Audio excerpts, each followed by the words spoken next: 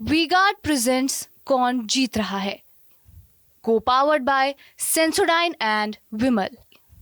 बोलो जुबां केसरी। तीसरे चरण का चुनाव समाप्त हो चुका है और मेरी मौजूदगी बरेली की लोकसभा सीट पर। पीछे तस्वीरों में दिखाऊं, तमाम सीनियर पत्रकार मेरे साथ मौजूद हैं।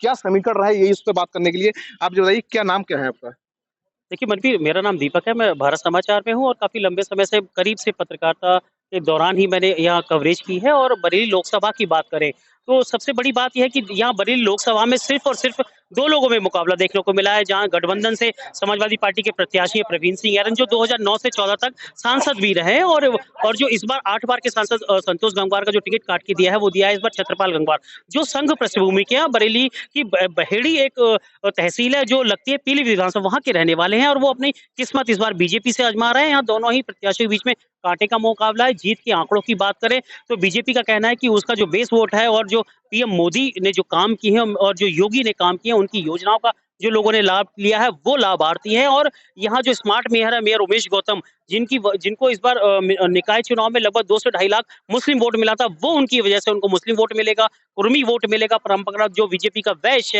है और जो यादव है, ठाकुर है, ब्राह्मण है, वो उस वोट को अपने साथ लाने का दावा कर रहे हैं, जिसकी वजह से उनके जीत के समीकरण बन रहे हैं। वहीं गठबंधन प्रत्याशी की बात करें तो गठबंधन प्रत्याशी का कहना है कि उनके साथ तमाम वो लोग हैं, मुस्लिम हैं, उनके साथ यादव हैं, उनके साथ ठाकुर ब्राह्मण जो बीजेपी से नाराज है वो हैं, और वो खुद वैश्य वर्ग से आते हैं तो खुद वैश्य उनके साथ है, और जो अन्य बरादरी है वो तमाम उनके साथ है। वो अपनी जीत का आंकड़ा और जीत के दावे कर रहे हैं। मगर सबसे बड़ी बात यह है कि मनवीर, बरेली में जो भी सांसद चुन के आएगा उसको बरेली के लिए काम करना पड़ेगा। बरेली को पुलों की नगरी कहा जाता है, आला हजरत की नगरी कहा जाता है और नाथ नगरी कहा जाता है। मगर जब युवा यहाँ से ग्रेजुएशन करके कहीं बाहर जाता है, पढ़ लिख कर कहीं बाहर जाता है, तो उसके पास बरेली में रोजगार के कोई अवसर नहीं है। बड़ी उद्योग धंधा लगे, बड़ी कोई फैक्ट्री लगे। संतोष गंगवार ने प्रयास किया था मगर उस प्रयास को जमीन पर ना ला पाए, क्योंकि जब वो कपड़ा मंत्री थे तब यहाँ टेक्सटाइल पार्क की बात कही गई थी, जो जमीन का हस्तांतरण नहीं हुआ, जिसकी वजह से वो पार्क फंसा का फंसा रह गया।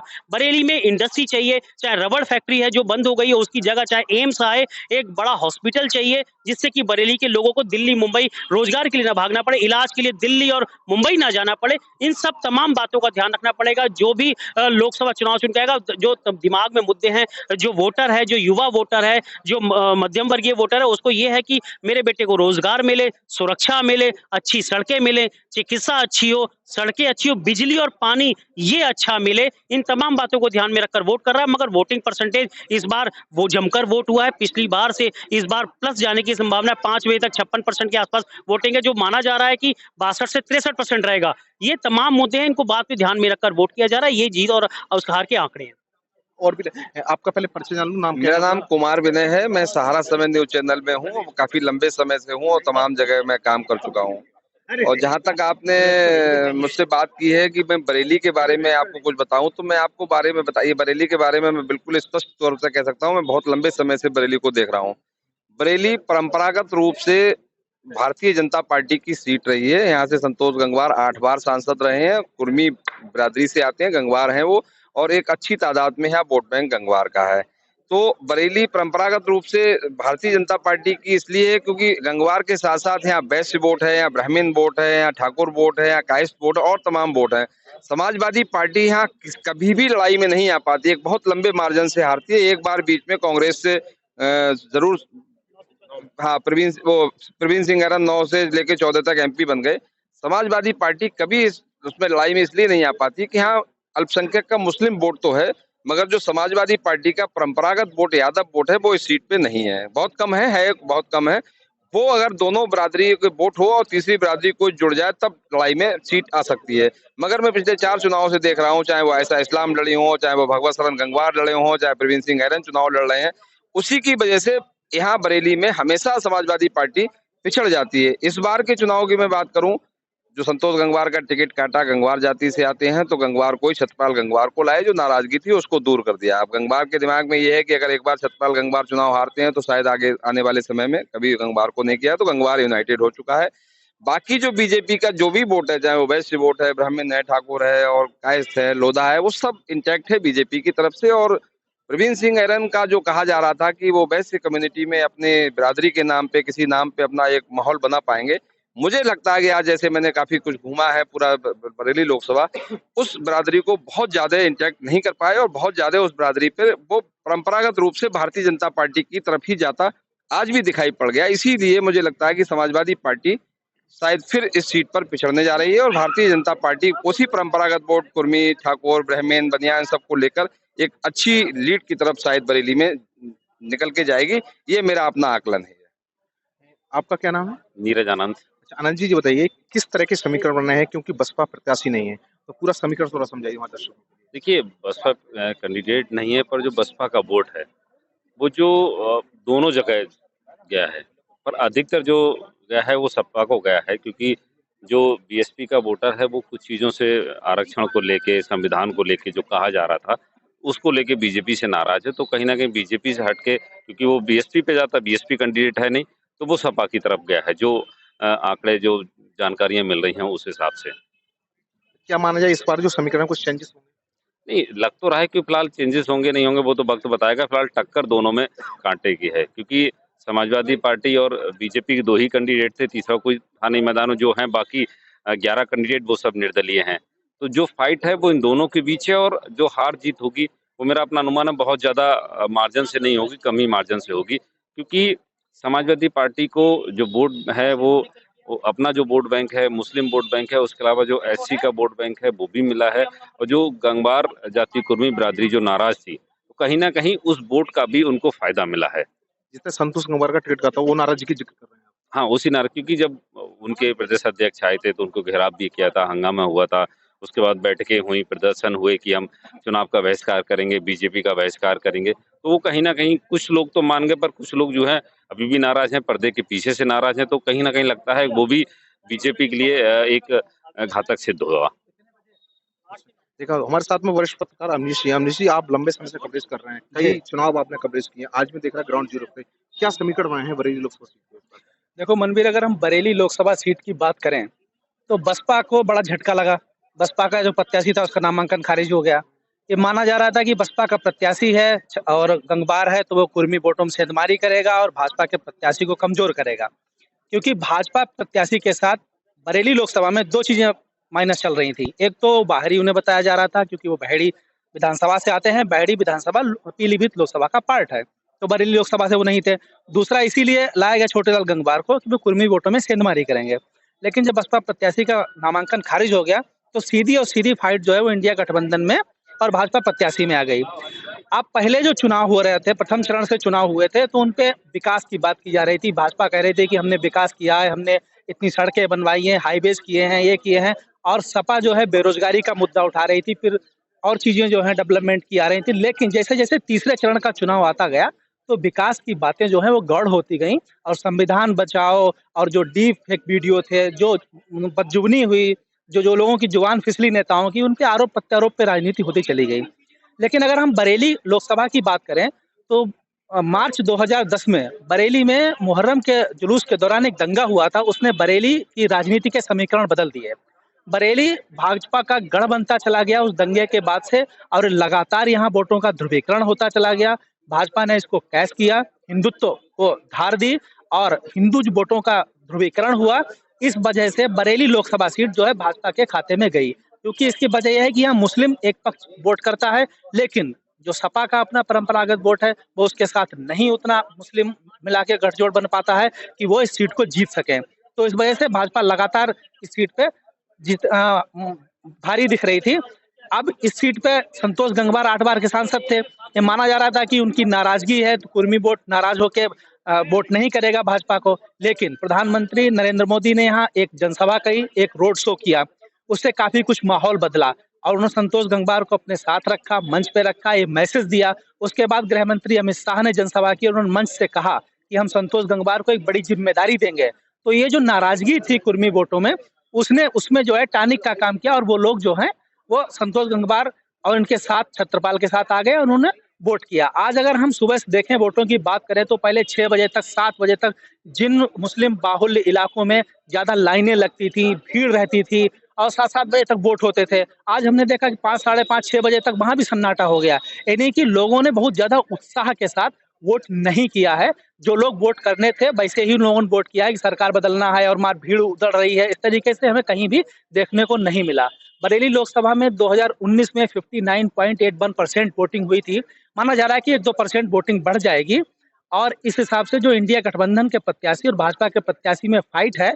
लेकिन इंडिया गठबंधन प्रत्याशी की ओर से केवल अखिलेश यादव ने यहाँ जनसभा की और उनका कोई स्टार प्रचारक यहाँ नहीं आ पाया।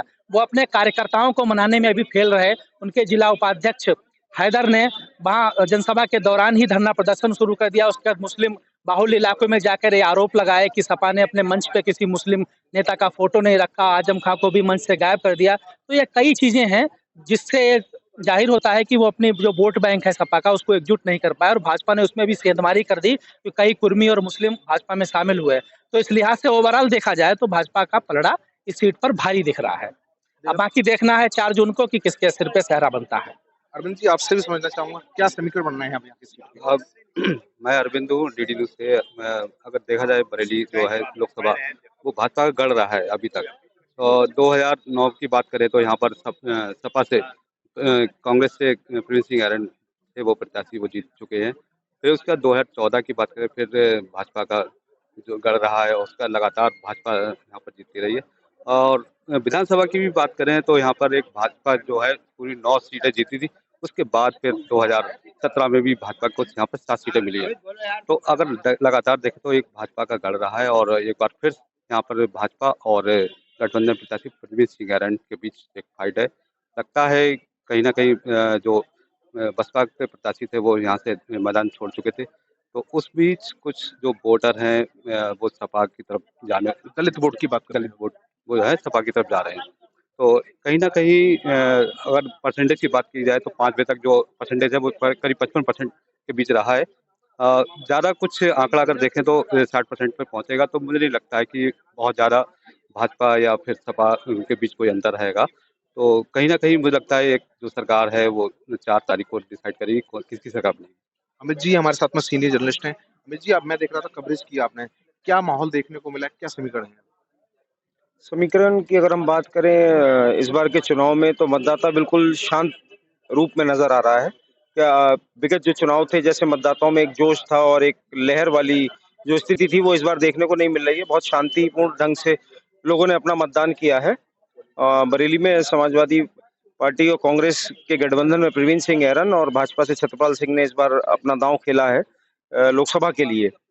और विकास, विश्वास, रोजगार को लेकर इन मुद्दों पर पब्लिक ने वोट किया है और अपना नेता उसी रूप में उसी व्यक्ति को चुनना चाह रहे हैं कि जो एक बरेली में विकास की बयार बहाए। अब तक जो भी काम हुए हैं बरेली में उनको लेके अगर हम बात करते हैं तो केंद्र सरकार में मोदी जी के नेतृत्व में बरेली को क्या कहते हैं पुलों का एक बड़ी सौगात मिली है। और उद्योग के मामले में अगर हम बात करते हैं तो मेडिकल हब बरेली कहलाने लगा, शिक्षा के क्षेत्र में आगे बढ़ा है। तो लोगों की कहीं ना कहीं उम्मीदें हैं कि भाजपा में अगर हम वोट करते हैं या प्रतिनिधित्व करते हैं भाजपा का, तो कहीं ना कहीं आने वाले में बरेली को और विकास के पंख लग सकेंगे। अहम जहाँ जो सबसे बड़ी बात है दलित वोट को, क्या लग रहा है कि इस बार दलित वोट किसका है? दलित वोट की अगर हम बात करते हैं तो चूंकि बसपा के जो कैंडिडेट यहाँ पे थे उनका तो पर्चा ही कैंसिल हो गया और अब सीधे जो फाइट है वो भाजपा वर्सेस गठबंधन है। तो ऐसी सूरत में मुस्लिम और जो दलित वोटर है, मेरा मानना ये है कि अगर दलित भी कोई ना कोई अपना संरक्षक ढूंढते हैं, सत्ता में कोई ना कोई ऐसी पार्टी ढूंढते हैं जो उनका संरक्षण कर सके, जो उन्हें दशा और दिशा उनकी तय कर सके।